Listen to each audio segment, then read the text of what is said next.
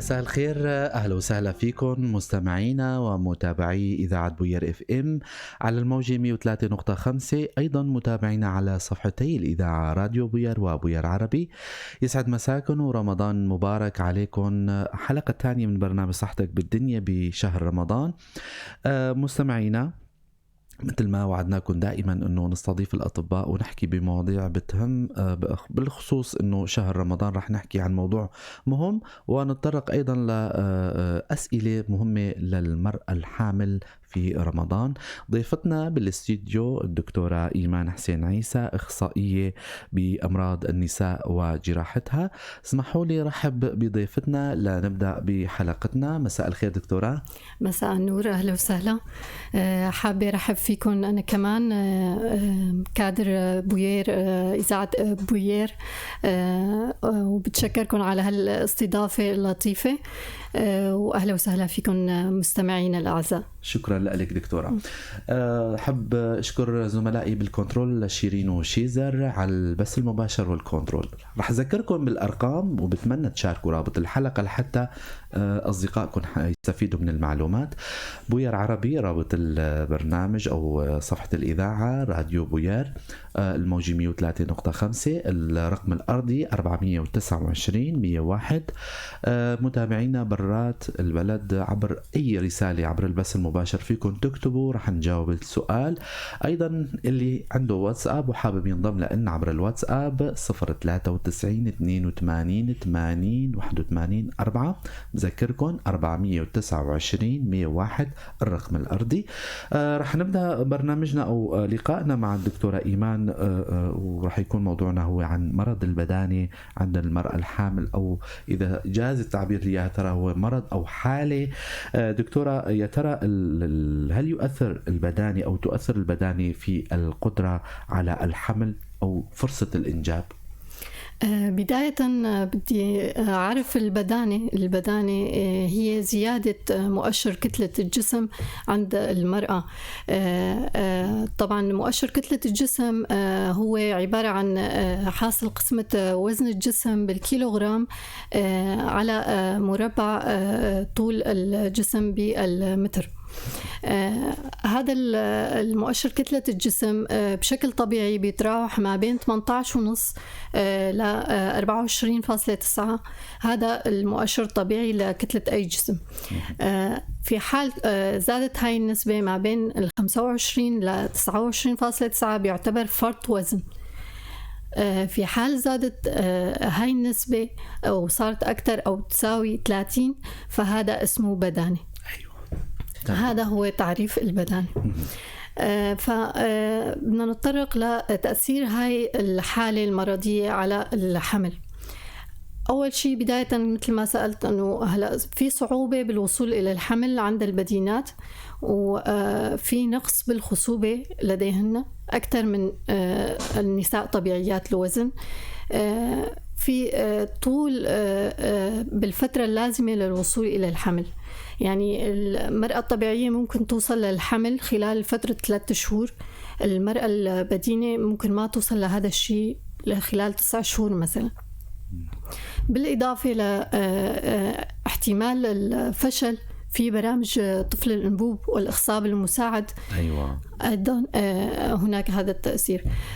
هلأ الآلية هي تأثير يعني على الهرمونات، خلل بالهرمونات الجنسية اللي بتأثر على الإباضة، فبتعمل خلل في عملية التبويض عند هدول النساء، فبيصير عندهم اضطرابات ما بتخلي الحمل يصير بشكل طبيعي. تماما. دكتورة، السؤال الآخر خطر على بالي، إنه كيف يمكن إنه يأثر إذا جاز التعبير هو بالمصطلح العلمي مؤشر كتلة الجسم أو البدانة على الحمل بذاته، حمل نفسه، إذا صار فرصة الحمل والحمل هذا شو راح يأثر عليه موضوع البدانة؟ طبعا هلا البدانة بتأثر تأثيرات كبيرة، وبتعمل اختلاطات وأمراض مختلفة بتزيد القابلية والأهبة للعديد من الأمراض والإصابة بالعديد من الاختلاطات في أثناء الحمل. منها أول شيء مثل ما حكينا أنه صعوبة الوصول إلى الحمل، النقص بالخصوبة مثل ما حكينا. ثاني شيء احتمال الإسقاطات المتكررة. أيوة. بتزداد الإسقاطات المتكررة عند النساء البدينات أكثر من غيرهم. الموضوع الثالث فقدان الأجنة غير مفسر. أيوة. حتى انه اثناء الحمل بتصير فقدان اجنه عندهم بشكل غير مفسر. طبعا هاي صار عندهم زياده عند النساء البدينات، هذا الموضوع كان عندهم نسبه اعلى من النساء الطبيعيات بالنسبه لهذا الموضوع. موضوع الثالث اللي هو الولادة المبكرة، كمان احتمال الولادة المبكرة بيكون أعلى. هذا الشيء بسبب أنه ترافق البدانة مع أمراض تانية مثل ارتفاع الضغط، واحتمال أنه يتطور إلى ما قبل الإرجاج، وبالإضافة إلى الإصابة بالسكري أيضا تكون لديهم فهاي الأمور بتأهب أيضا حدوث ولادة مبكرة أكثر من غيره. تماما. في موضوعين مهمين كتير بتصير يعني عندهم قابلية أكتر للإصابة بسكر الحمل. أيوة. سكر الحمل نتيجة ارتفاع نسبة الأنسولين عند المرأة البدينة، وبصير عندهم مقاومة للأنسولين بشكل أكبر، فعندهم أهبة للإصابة بالسكر الحملي أكتر من النساء طبيعيات الوزن. تماما. الموضوع الثاني الضغط، ارتفاع الضغط الحملي، وهو موضوع خطير يعني على صحة الحامل. أيضا يكون لديهم أكثر يعني قابلية لارتفاع الضغط والإصابة بالانسمام الحملي أكثر من غيره. تماما. أيضا أمراض القلب. أمراض القلب أيضا هي نتيجة إنه بيكون عندهم أهبة أكثر لارتفاع الضغط، وبالإضافة بيصير عندهم فرط حجم، ومثل ما ذكرنا انه الانسولين بيكون مرتفع عندهم، فبيصير عندهم اضطراب باستقلاب الشحوم والليبيدات والدهون، فبيصير عندهم قابلية أكثر للإصابة بالأمراض القلبية، وبيصيروا عرضة أكثر للاحتشاء وقصور القلب. تماما. دكتورة، هلا كم من الوزن يمكن انه الحامل تكتسبه خلال فترة الحمل المتوقع؟ مثل ما حكينا هلا زيادة الوزن حسب مشعر كتلة الجسم. هلا إذا كانت المرأة وزنها ضمن الطبيعي فيها تكتسب وزن من 12 ل 14 كيلوغرام بشكل طبيعي. المنخفضات الوزن فيهم يكتسبوا حتى 14 ل 18 كيلوغرام بشكل طبيعي. مع وزن الجنين دكتورة ولا مع كامل الجسم؟ تماما. بس البدينات مو مسموح لهم، اللي هن مشعر كتلة الجسم أكثر من 30 للأسف. هدول مو مسموح لهم يزيدوا أكثر من 5 ل 9 كيلوغرام. تماما. هل يحتاج أو تحتاج النساء البدينات دكتورة لموضوع رعاية خاصة أثناء الحمل، بغض النظر عن أو يعني مثلهم النساء اللي عاديات الوزن، يعني إذا حكينا أو إذا جاز التعبير؟ طبعا هن بحاجة لرعاية خاصة وبدون فحوصات بشكل أبكر. مثلا المريضة إذا اجت لعنا مثلا مريضة حمل طبيعي، نحن ما بنطلب لهم اختبار تحمل الجلوكوز بخصوص السكري الحملي إلا حتى تصل للأسبوع 24 ل 26. بس المريضة يعني يكون وزنها زائد من الزيارة الأولى للحامل بنطلب لها هذا الاختبار. وثاني شيء هي لازم يعني يصير عندها مجموعة من الفحوصات الدورية بالأمواج فوق الصوتية مشان نتابع نمو الجنين. أيوة. لأنه المرأة البدينة معرضة أكثر ليصير الجنين عنده عملقة. أيوة. عرطلة الجنين. وممكن كمان نتيجة أنه احتمال يصير عندها ارتفاع ضغط، وهذا الارتفاع الضغط ممكن أو السكر بيأثروا على هرمونات المشيمة، وبالتالي يصير عندها نقص نمو داخل الرحم. أيوة. الجنين. فهي بحاجة لسلسلة متتابعة من الإيكو والأمواج فوق صوتية مشان متابعة نمو الجنين. تماما. لأنه بتصدف أحيانا أنه المرأة تكون بدينة وبتنجب طفل جدا صغير أو يعني دون الوزن المطلوب يعني. فأكيد هذا أحد الأسباب اللي ذكرتيهم هو كمان بيكون السبب يعني. أو العكس أنه تكون الطفل يصير عنده عرضلة. تماما. دكتورة، الخطوات اللي يمكن أنه تتخذوها للحصول على حمل صحي شو هن؟ هلا المريضة أول شيء لازم تخطط للحمل، المريضة البدينة يعني يكون عندها تخطيط للحمل مسبقا. تزور الطبيب مشان تتبع نظام غذائي صحي يكون متوازن. نحاول نخفف لها الوزن. بالإضافة أنه في مجموعة من الفيتامينات المفروض المرأة تأخذها كمان، اللي هي الفوليك أسيد نحن بنعطيها قبل الحمل ب3 شهور. يفضل أنه تأخذها لأنه المريضات البدينات عندهم قابلية أنه يصير عندهم تشوهات خلقية بالأجنة بشكل أكبر من المريضات الطبيعيات. ملاحظة مهمة هاي. يعني تماما. دكتورة، هلأ موضوع السكري من شوي حكيتي أنه الحوامل البدينات عندهم فرصة ليصيبون أو يصير معهم سكر حمل. هلا هدول اللي يكون عندهم سكر قبل الحمل ولا أثناء الحمل يعني بنسب معينة ولا كيف؟ لا، هلا السكر الحملي هو ارتفاع سكر مرتبط بالحمل. يعني يكون عابر ولا ممكن يكون عابر، ممكن يستمر معه بعد الولادة يعني. تماما. الدكتورة، النظام الغذائي الصحي بالنسبة للمرأة الحامل يعني ويا ترى عادة متعارف عليه شعبيا انه المرأة الحامل النساء الكبيرات بالعمر انه المرأة الحامل لازم تاكل قد 2 يعني قد شخصين، اكل شخصين. مدى صحة هالحكي هذا وتحكي لنا عن هالموضوع هذا؟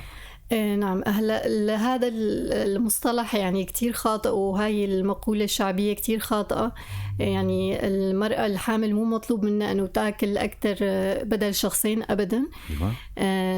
المرأة الحامل لازم تهتم بنوعية الغذاء اللي بتتناوله. لازم يكون غذاء متنوع متكامل، غني بالفيتامينات والكالسيوم واللحوم والحبوب الكاملة، منتجات الألبان، كل شيء لازم تأكله، خضروات، الفواكه. لكن الأكلات اللي نحن يعني بدنا نحاول نبتعد عنها، وخاصة بالنسبة للنساء البدينات، أنه يحاولوا يخففوا من الزيوت، الدهون، المواد، السعرات اللي فيها سعرات حرارية عالية، مثل الوجبات الخفيفة مثل الشوكولا وهي الأمور هاي. فهاي بتزيد السعرات الحرارية، بتزيد وزن الجسم وما بتعطيه فائدة. تمام. حابب أذكر مستمعينا للي عم يسمعونا على الموجة 103.5 أنتوا عم تسمعوا برنامج صحتك بالدنيا. ضيفتنا بالاستديو دكتورة إيمان حسين عيسى، إخصائية بأمراض النساء وجراحتها. عم نحكي عن موضوع البدانة. أيضا أي مرأة حابة تسأل دكتورتنا إخصائية نسائية حابة تسأل الموضوع بما يخص رمضان أو المرأة الحامل، المرأة البدينة، رمضان والمرأة الحامل، أو أي سؤال بيخطر على بالكم، لا تترددوا تتصلوا معنا عبر الرقم الأرضي 429-101.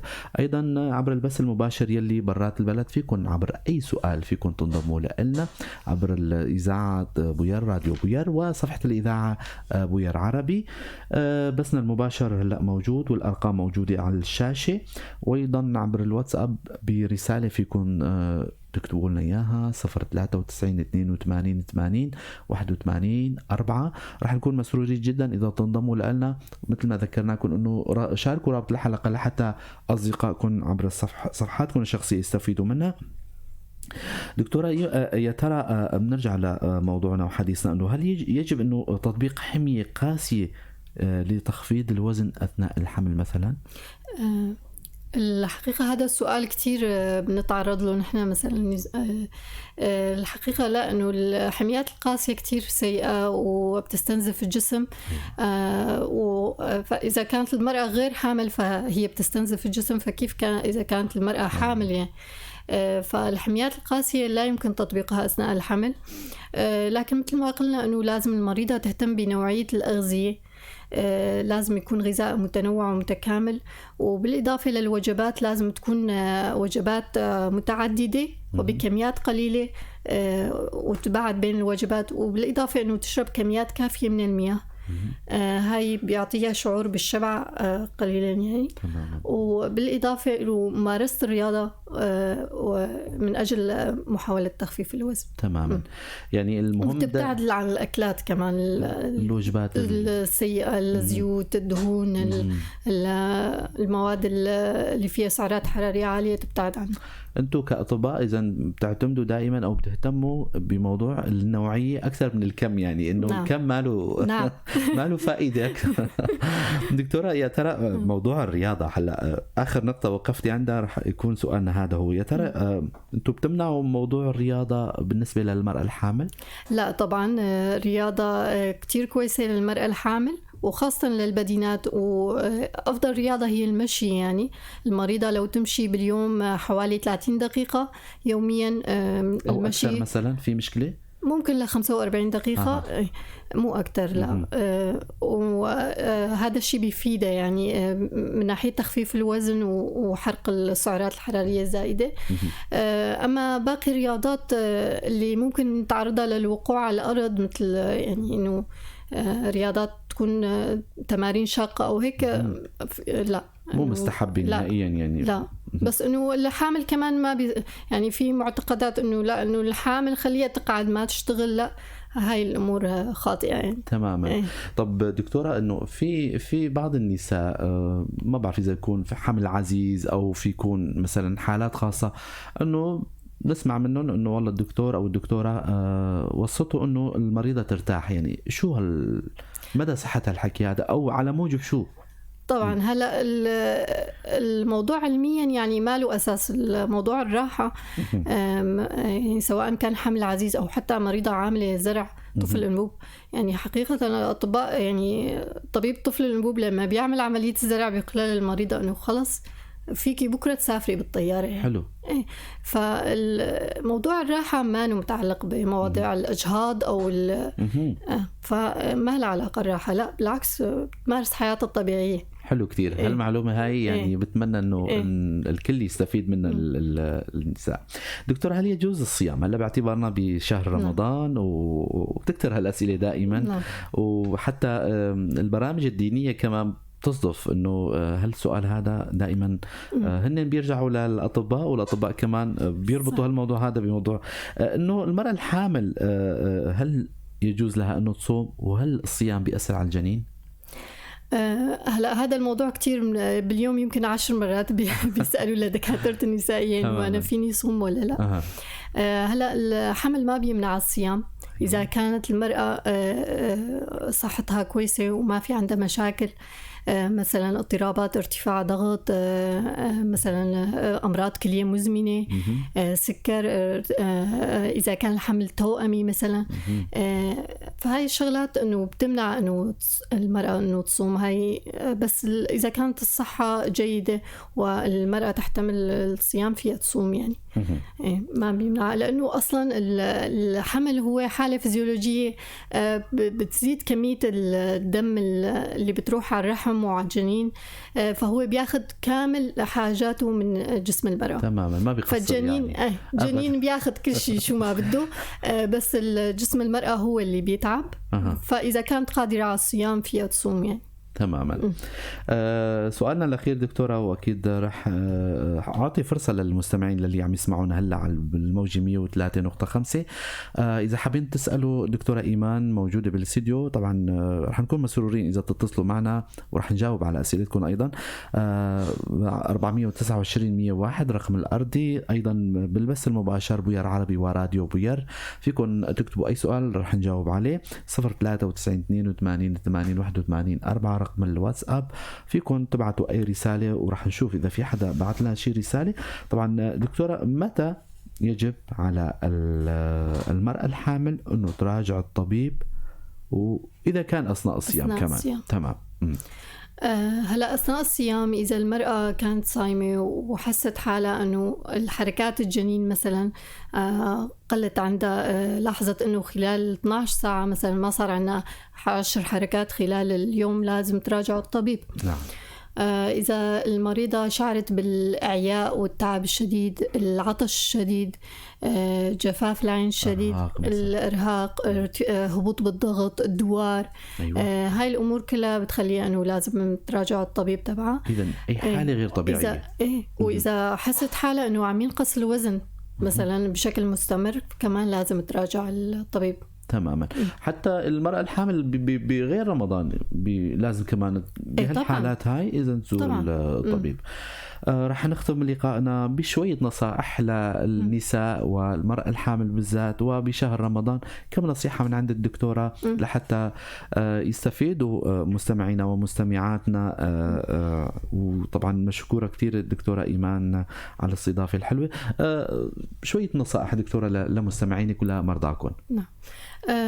طبعا هلا بالنسبة للمرأة الصائمة مثل ما حكينا، بدنا ننصحها أنه تشرب كميات كافية من المي ما بين فترة السحور والإفطار، وتعدد من الوجبات بيناتهم. بدها يعني نوع الطعام، نوعية الغذاء تهتم فيها. كمان الوجبات مثل ما حكينا أنه تكون متعددة وفترات بيناتها مشان ما تقل على المعدة تبعها.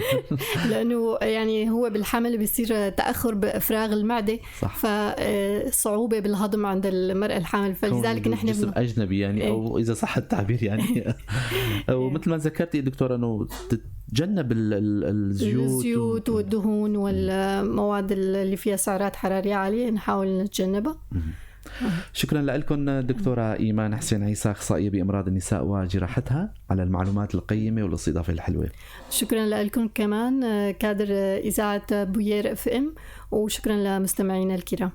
بتشكركم كثير مستمعينا ومتابعينا على حسن المتابعة. رح نختم لقائنا. طبعا بتشكر زملائي بالكنترول شيرين وشيزر. كنت معكم أنا عماد خلف من وراء الميكروفون، على أمل نلقاكم بحلقة جديدة، وتضلوا بخير وسلامة.